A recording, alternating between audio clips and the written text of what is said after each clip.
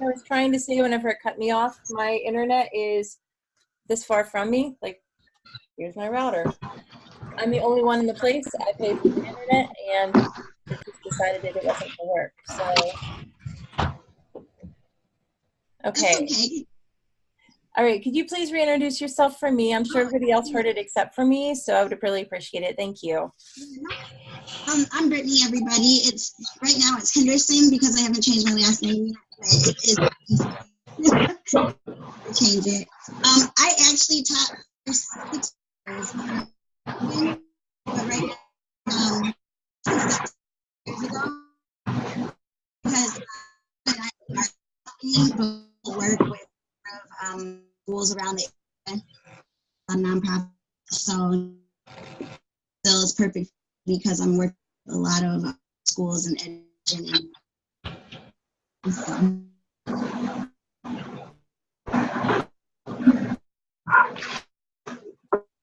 Okay, who wants to go next?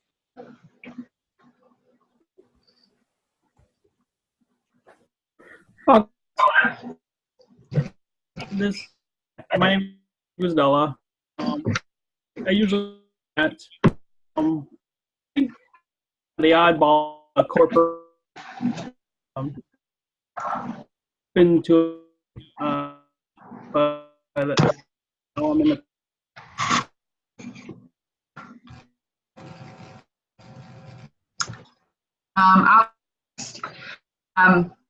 My name is Olivia, and I am a teacher at Line High School. I've been for 6 years.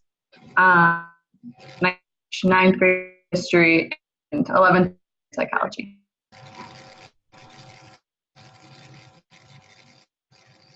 I can go next. My name is Larson. I'm a grade teacher.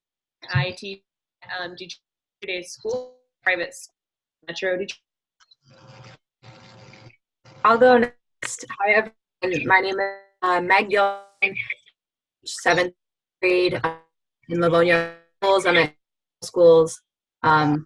And I teach studies.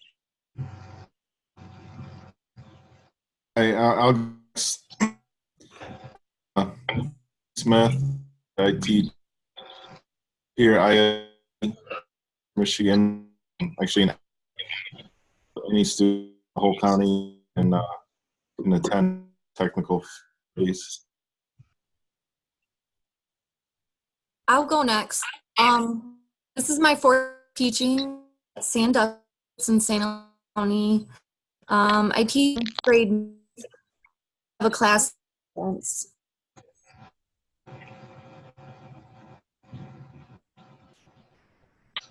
I can go next. Is it picking?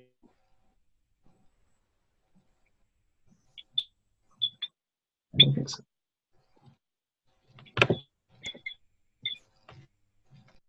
I can hear most of what you guys are saying, but I think it's my internet that's the problem, so I apologize. Go ahead, Justin. Can you hear me okay? Yeah. Yeah. Oh, good. Okay, sorry if my mic was working. I can't quite see my end. My name is John at Lake Shore. I teach school science, chemistry, AP biology right now as well.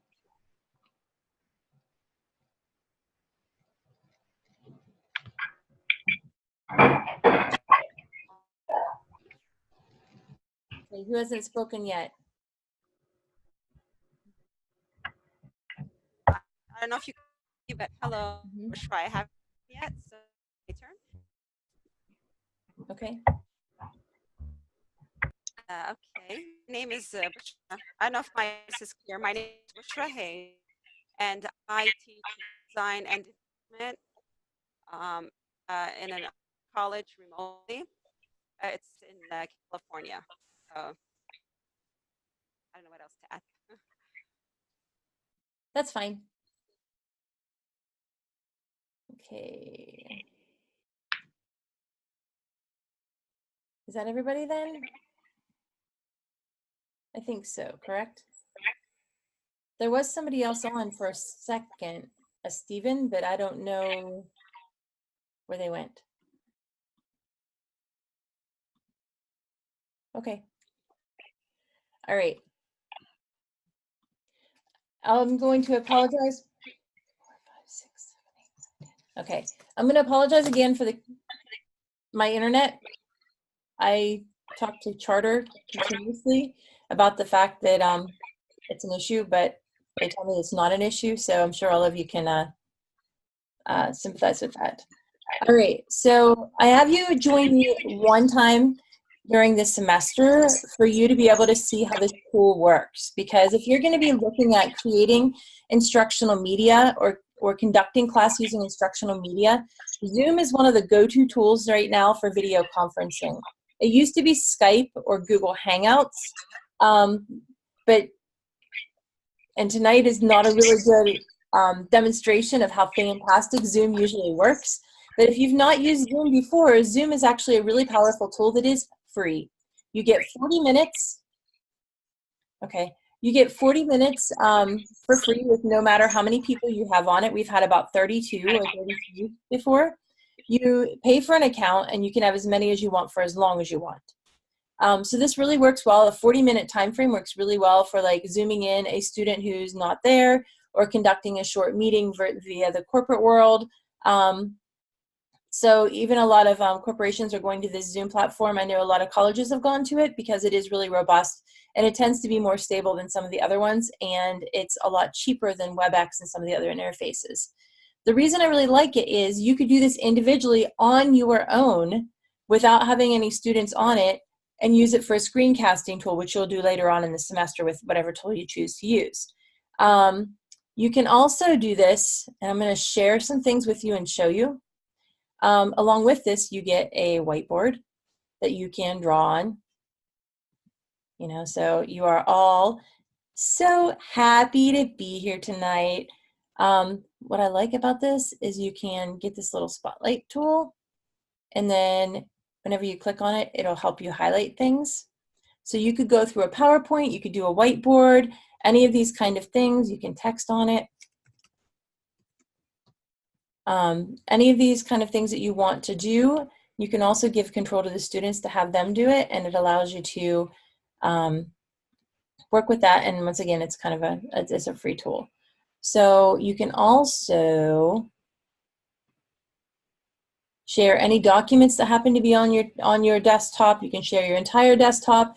You can share your iPhone or iPad or other device via a cable that works into you plug it into your computer, anything like that, and you're able to connect with that. So all the days of having to have Apple Play or having to have like I think it was Parrot at one point or something like that, where you could take your phone and project it onto your screen, this will work for that. You can show a normal, desktop account, something like that.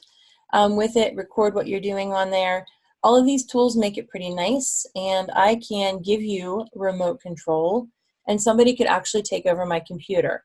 For any of you that are working with students that happen to be trying to manipulate, let's say, an online simulation, they're using a PhET simulation, or they're using some kind of other, interactive thing on the desktop, or you're working with a client and they need you to help them with their software, you can take over the control of their computer via distance with this tool, and it's a little scary with students, but in a normal situation with adults, it's not too bad. So those are all reasons that Zoom is really a powerful tool. It drops it out in a nice little video file for you that's small, it's compressed. You can have the chat also saved, and then you can kick it into YouTube or Google Drive really easily to save it. So if you're looking for creating some interactive media, this doesn't make it interactive, but if you're looking at saving the media of interactions, which is also another way to create instructional media, then this works really nicely for that. So I like to kind of showcase Zoom for you, because a lot of times that people haven't had. I've not seen appear in before, so I'm keeping that link. Thank you, Justin, very much. Drop that on the Padlet, please. Okay.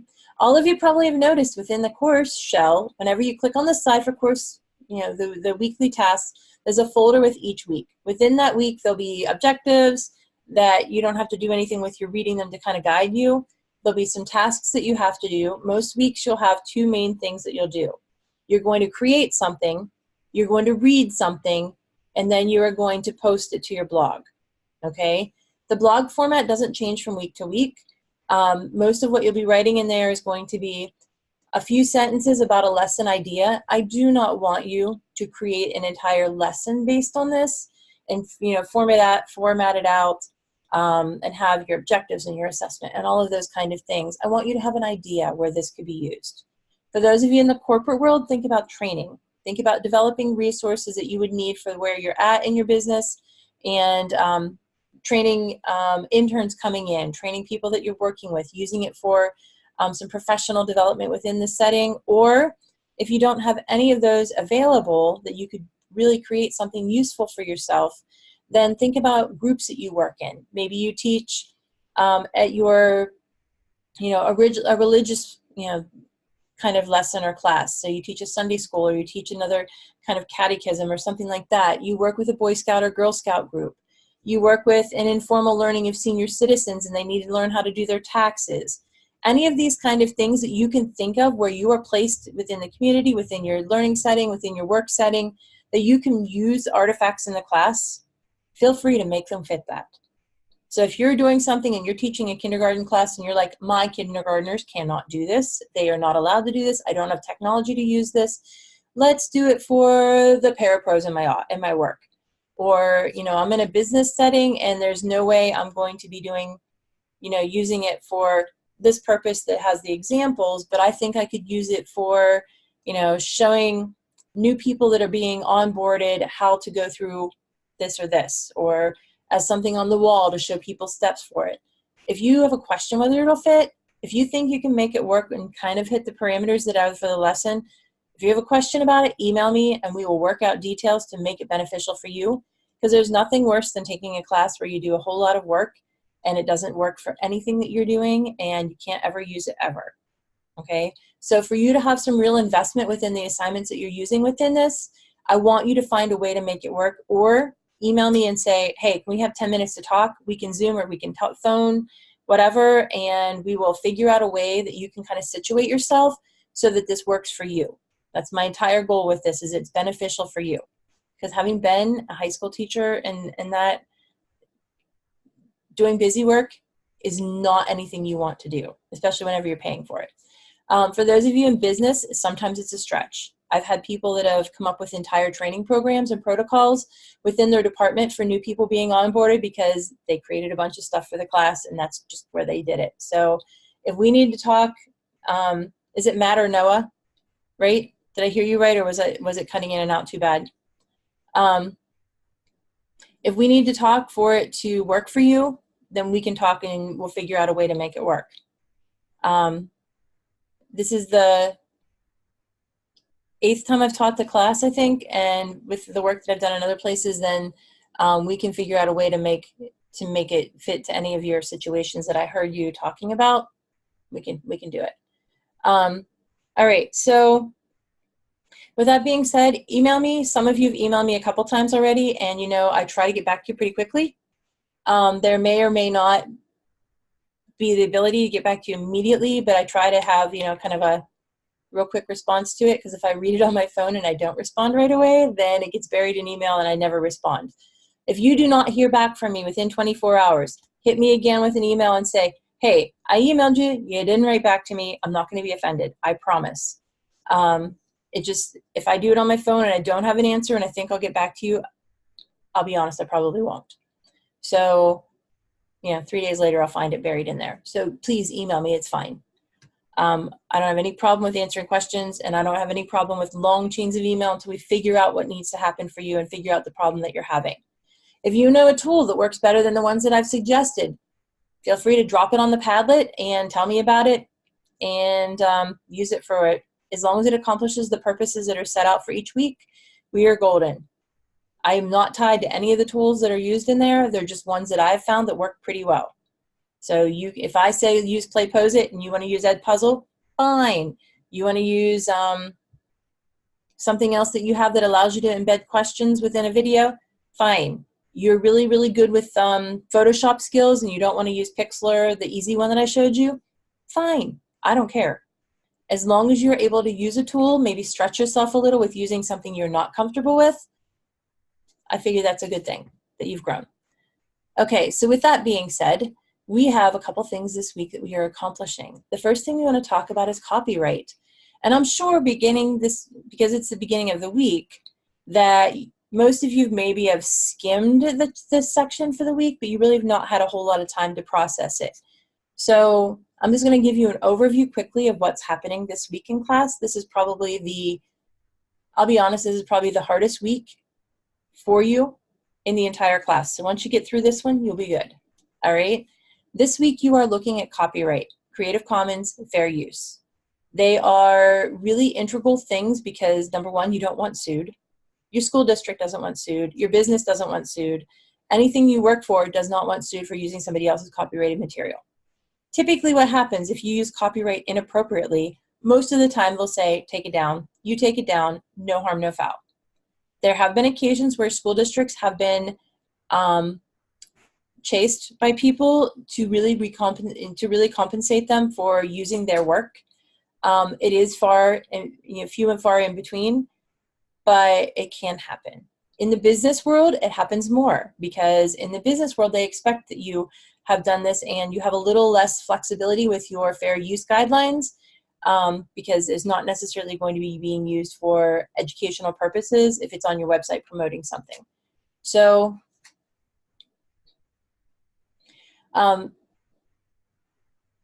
with this, you have,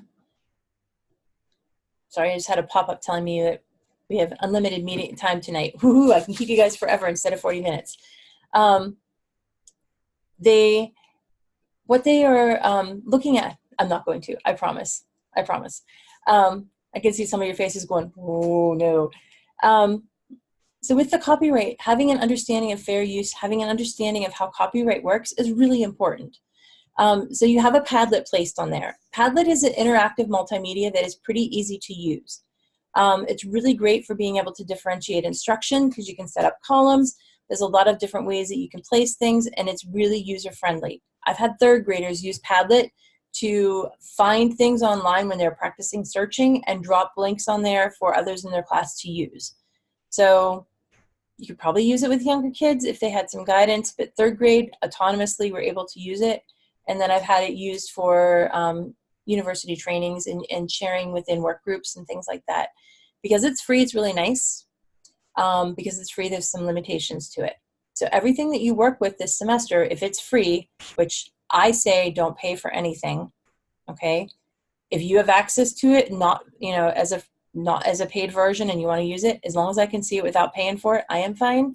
But I don't want you to have to pay out of pocket for anything. If you want to, that's fine, but don't pay for it on my account, okay? So just so you hear that up front. So the Padlet is pretty easy to use. You can look on YouTube for some tutorials. There's also some Word tutorials that are linked to the site if you click on the help links. If you really have questions, you can holler at me and I will help you with that. But it is fairly easy to use. Double click on the page. You can practice on the one where I have set up for links for you, and you're able to add things pretty simply. Within your project, I want you to be able to add 10 different resources. They have to have 3 different types of copyright or Creative Commons. That is really difficult for people to look if you're looking at a very narrow topic.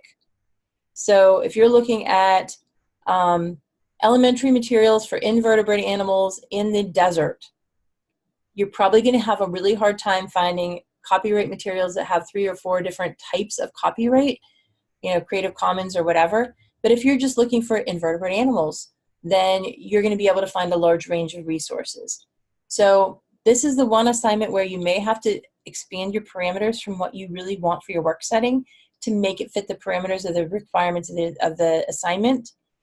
But other than that, a lot of times what people have a lot of hard times trouble with is YouTube videos. YouTube videos are 99.9% copyrighted.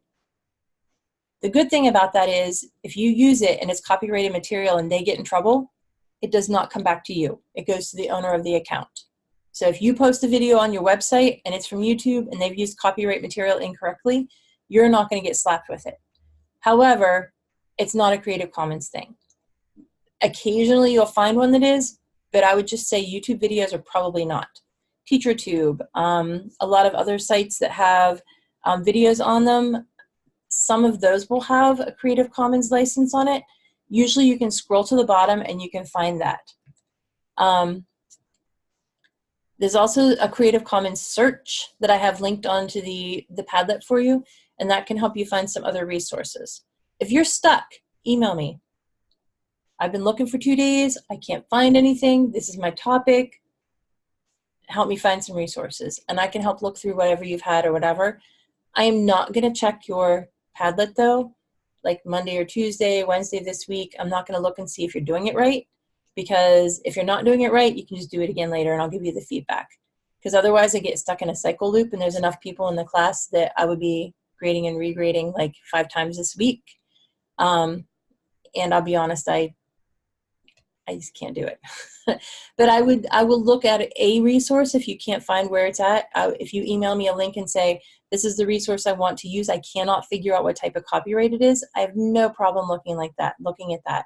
But to go through every link on your Padlet, I'm not going to do it right now. I will do it on whenever I grade, and then I will get back to you and you can fix it if you need to. Okay? So I'm not being mean, I'm just being honest with my time. I can tell you I'm going to do it, but it's probably going to be really a struggle for me to do it. So I might as well not lie to you up front. But emailing me any questions you happen to have is a great thing to do. So what I want to know from you is, how do you think about copyright? Have you thought about copyright? Have you used copyright in your classrooms or in your work setting? Do you have rules that go along with it? Is there anything that you kind of are guided by? How much emphasis do you put on it in your class? That kind of thing. So go ahead. Unmute your mic and talk. Okay, so I'll just mention in our courses what we do at my college is every term in the syllabus we have a whole topic. It's kind of like a syllabus class policy. We have a whole topic about plagiarism, and we explain that, you know, unintentionally it is theft when you're using something not copyrighted, and we know how to refer them to sites like pixabay.com or other places where you can get pictures. In the case of pictures, I would say, yeah. And that includes even assignments. I tell them even assignments, it's still, you can't use copyrighted material. Mm-hmm. And we teach them how to know if it's copyrighted or not. Okay. Yeah. How about anyone else? Does anyone else have ways that you utilize copyright within your setting wherever you're working? Or is it something that you've known about it, but you just didn't worry about it? For myself, I actually I have a YouTube channel, so that's one of the biggest things. I actually have to, before I even put a song to it, I have to make sure that it's not more than 30 seconds, and if it is, I have that. So it's kind of on my back every day because I upload every day. But when I did teach, when I was in the classroom, even though I had younger kids, I wanted to make sure that they were just aware of it. I didn't want to do enough to scare them because they were young, but just give them the awareness that, you know, you can't just take other people's material and act as if it's yours. So.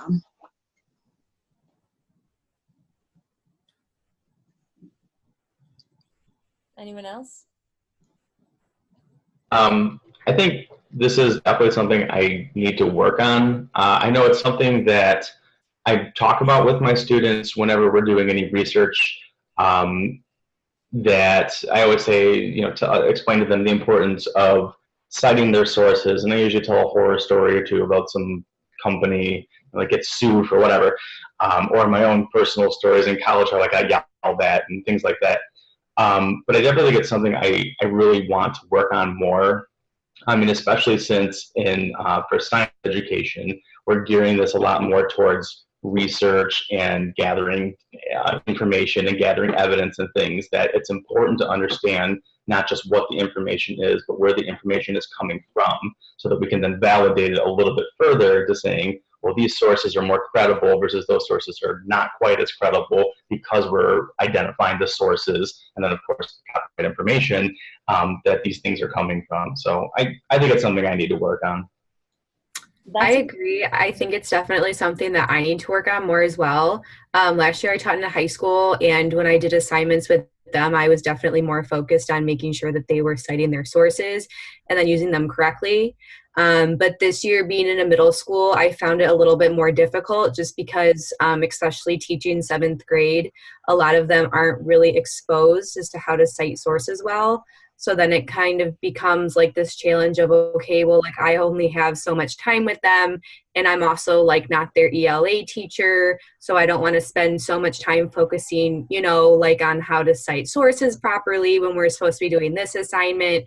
And then so many of them like stress out about it or don't do it the correct way. And so then it becomes like, okay, well, then just give me the URL, you know? So it's definitely something that I think I could work on doing better, and then also figuring out a way of how to help like the younger students like have a better understanding of it, so that way they can like go forward into the future kind of having more knowledge about how to cite in the first place.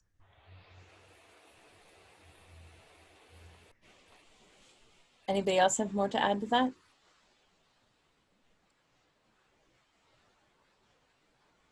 I'm sitting here counting on my fingers, practicing my wait time.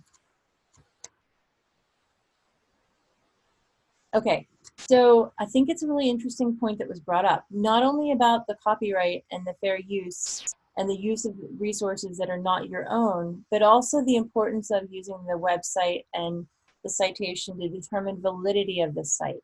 I think this is something new that has been really pushed in the last 2 or 3 years, where even at the really young student level, we have to start looking at whether they can recognize if something is, you know, a legitimate resource for information or not.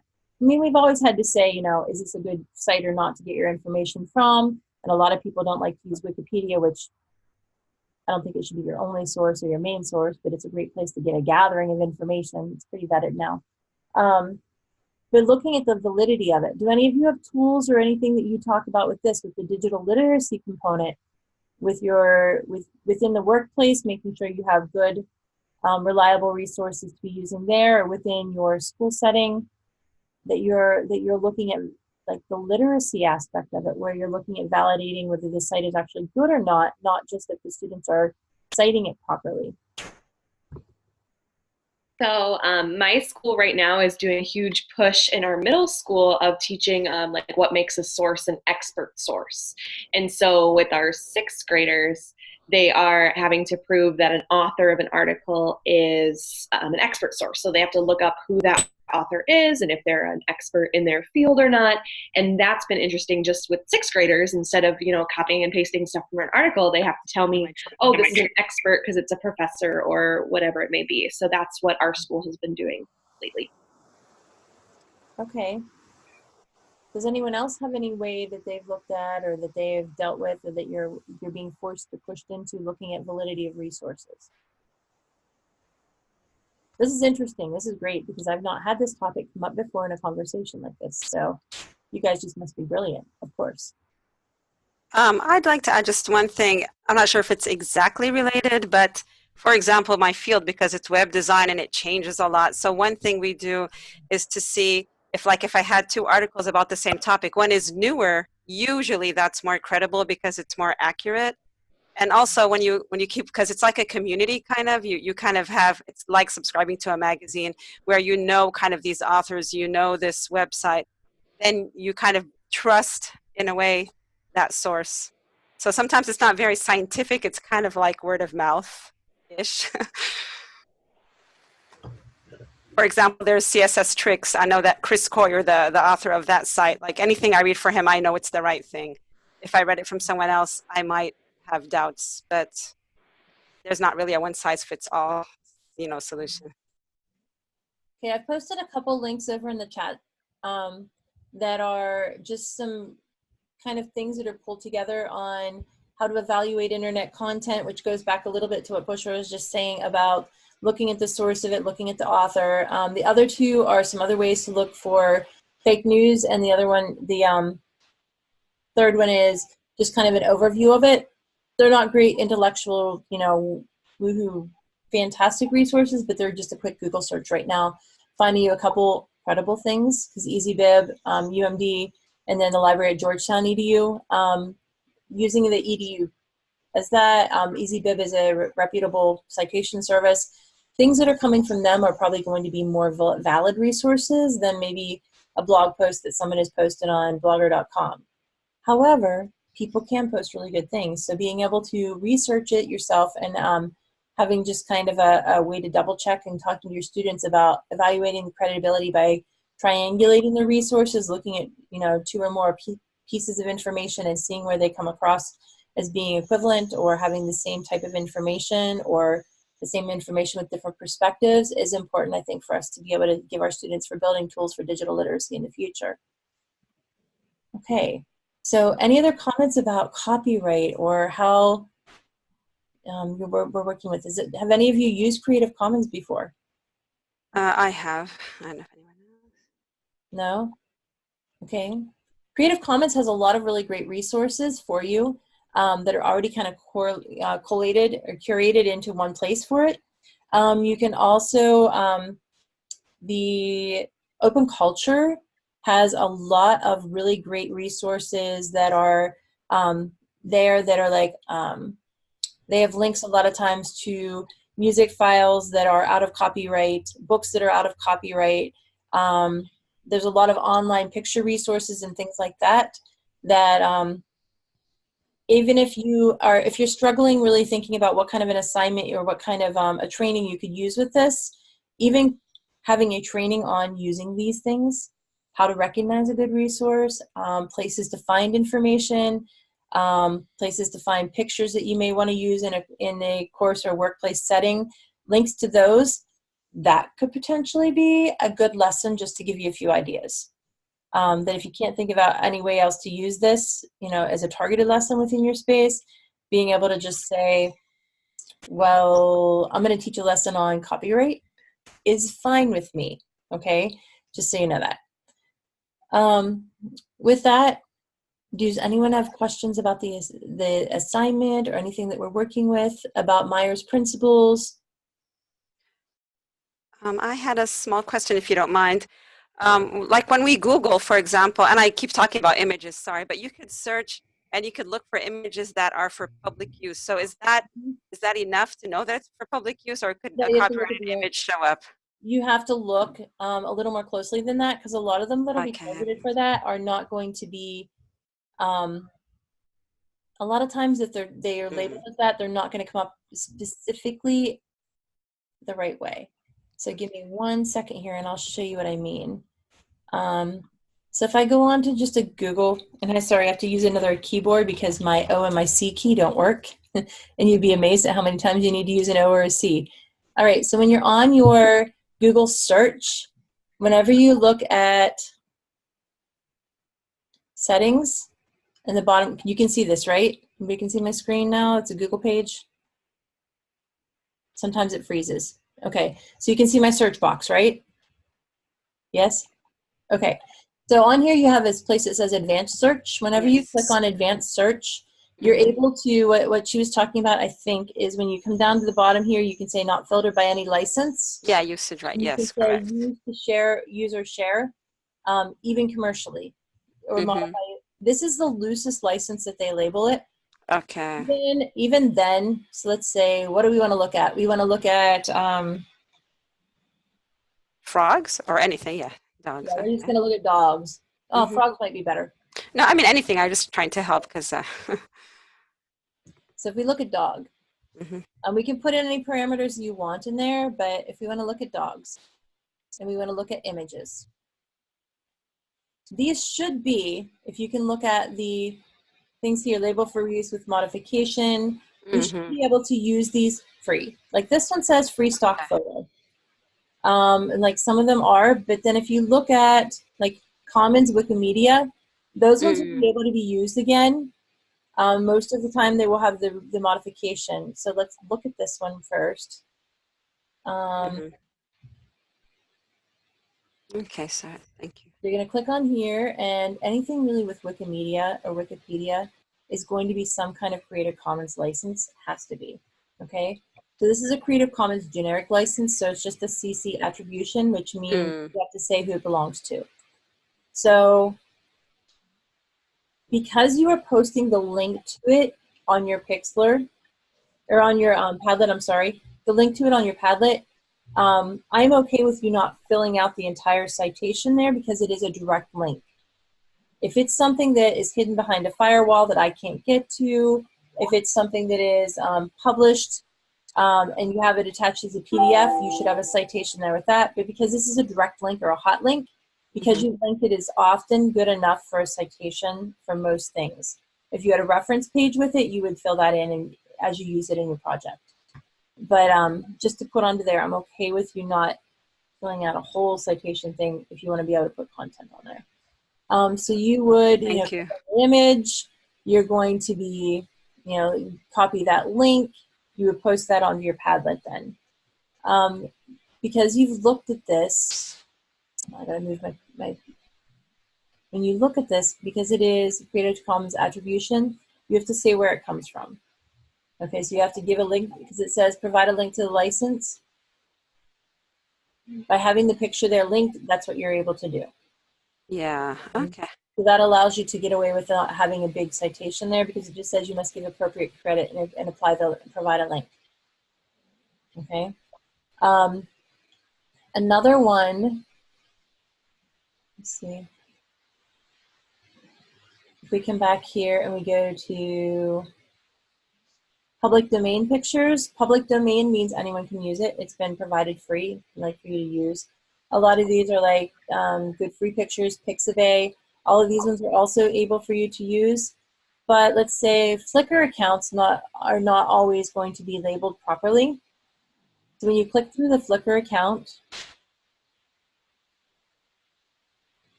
feel like I should be playing the Jeopardy music here. It says some rights reserved. So when you look at this, click on this some rights reserved. Did you see where that was?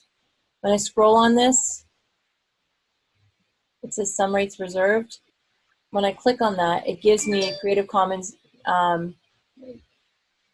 generic, which just means that you're able to share and adapt it, and they're going to let you do that. You just have to have the attribution, a link to it. Okay, so that one wasn't good. If we just go into a picture,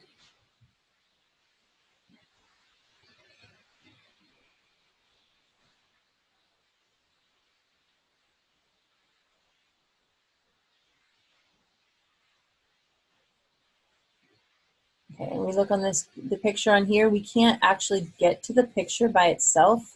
It's not letting me. It's embedded within the web page in a way that I can't download it. So if I want to screenshot this picture and use it or whatever, I am first of all going to have a citation there with a link to the page because I'm not able to hot link right to it. But when I scroll down on this, all the way to the bottom, there's a copyright on the web page. Because there's a copyright on the web page, we are going to assume that the photo is also copyrighted or that they have copyright rights that they're not giving to you. So therefore, this would be a copyrighted image, and we would be citing this page. And I will be honest that if you're using a copyrighted image or from a copyrighted page, they could come back and say, please take it down. I didn't give you permission to use that because it is copyrighted material. Most of the time, especially for educational use, it's not going to be a problem. Okay, but because this copyright exists at the bottom, you can see it's the little C and then 2001 to 2019, Vet Street. All rights reserved, that means that you are not able to edit this picture, take the picture and use it in your work or anything like that. It's copyrighted material. Does that help? All right, yay. Yes. Anybody else have any questions?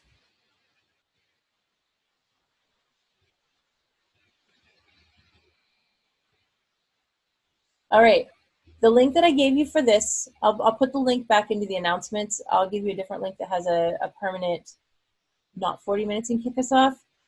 So the numbers on the link will change, but we will use this link every week. I have office hours before class at 7 o'clock. You're free to drop in without any notice or whatever. I sit here with it on with my camera turned off until somebody comes, okay? Typically grading papers or doing paperwork or something like that. Sometimes eating supper, but whatever. Until somebody shows up for office hours, you can come visit and just say, hey, I wanted to chat, talk to you about whatever. You can say, I'm having trouble with the class. I need you to show me how to post to this. I need you to show me this. I don't understand the assignment, I can't find materials, whatever. You can also stick around after class now because I'm going to say goodnight and you guys are going to get out of here a little bit in just 2 seconds here. And you can stick around afterwards, ask me any questions that you happen to have that maybe don't necessarily have to go to the whole group, but are only personal to you. Keep in mind, office hours and right after class are open. Anybody can show up. So if it's something that is private, please email me. We'll find a time, or tell me now, and we'll find a time that we can meet privately, either via phone or via Zoom, that we can talk about it. Other than that, any questions? All right, to leave this, you click on the bottom right-hand corner, and I will have this posted within the class. You can come back to it and reference it at any time if you want some help navigating that advanced search feature. Email me with questions. Email me if you have problems. Email me if you just want to say, hey. Post stuff on the Padlet for bonus points. Email me the link to tell me that you've done it. Give it a quick check to make sure that somebody else hasn't posted it already. To be honest, most people don't ever need the bonus points. Stay in the A range. If you're going to be out of the A range, it's going to be way out of the A range because you didn't do assignments. And once again, if you turn it in and you don't like the grade you get, just tell me you're going to redo it, and it'll show up by the end of the 9 weeks, or by the end of the 8 weeks. I will regrade it and post that for you. Any questions? Have a great night and have a good semester. You are welcome back any other class meeting, but you are met your requirement. Good night, everyone. Good night. Thank you. It's helpful. Good night. Good night.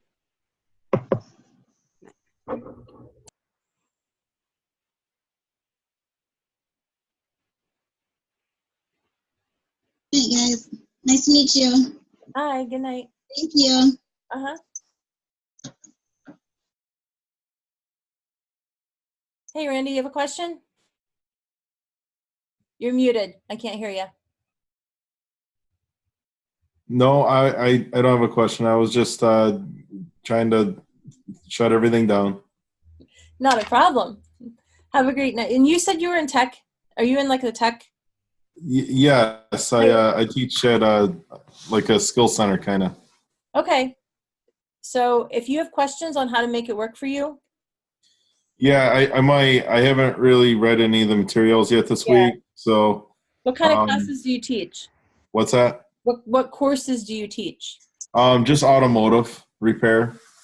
Okay. So you could, it's not going to help you as much for yours. If you wanted to make like a copyright website and say this is how you deal with copyright and Creative Commons or whatever, just for general use for the students. As we go forward, if you think about it as trying to find like videos, automotive things you would quiz on within the classroom, you'll be able to find materials and create materials that'll work for your class.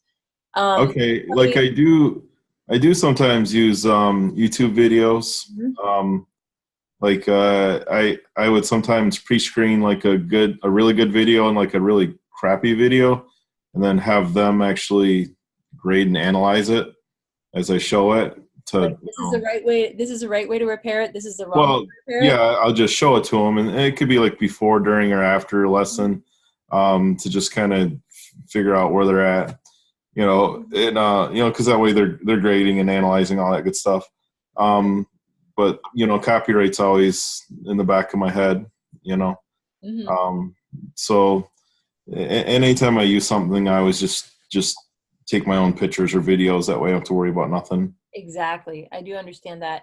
One way I've seen it used because I had somebody, not last semester, the last time I taught the class, but the one before, that was teaching electrical something. There was some wiring pieces that were going along with it, and some of it was like electrical design and circuit design. Mm-hmm. So there were two pieces. So he ended up working a lot with the circuit design class, but for the other one, what he did with some of it was exactly what you said, using videos and things like that. He was using like the infograph assignment and those kind of things. What he was looking at doing was like, steps for diagnosing something.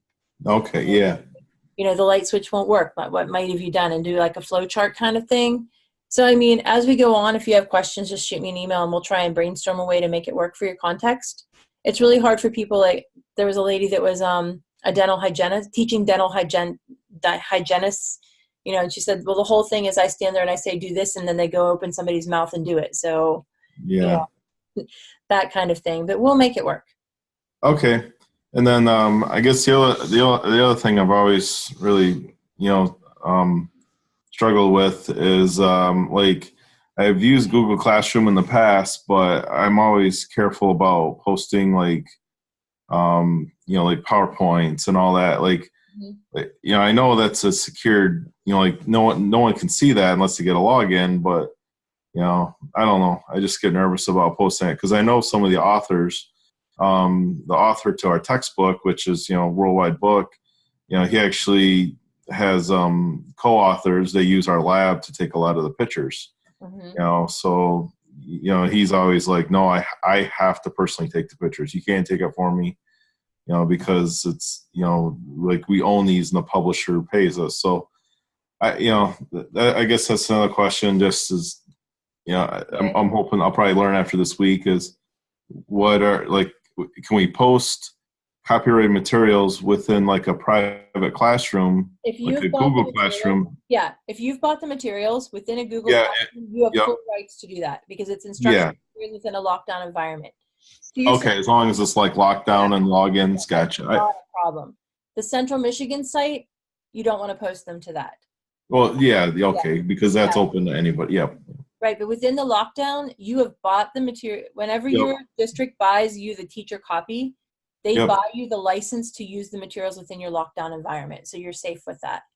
Okay. Yeah, but on the website in that, we're probably not going to want to use their materials. You know, you maybe want to use ones you've taken or ones you find on like public domain or something like that to use to post to your blog.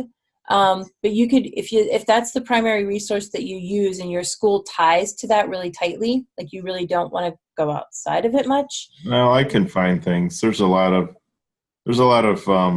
stuff out there that I'm pretty sure. I'll do a little digging first, but I think I should be able to find enough material. Yeah, I think you can find plenty of material. It's just whether your school makes you like adhere really tightly to that for your teaching. But a lot of times the people in that case, like there was somebody last time that taught like 4th grade in like Georgia somewhere, and they scripted out their lessons and they basically had to read their lesson to their 4th grade class, which I can't even imagine how boring that is, no matter how good of a teacher you are. But if you have a situation kind of like that where that's going on, then you can always use it as supplementary materials and just say, you know, these are extra ones for your resources, and it makes it a little bit of a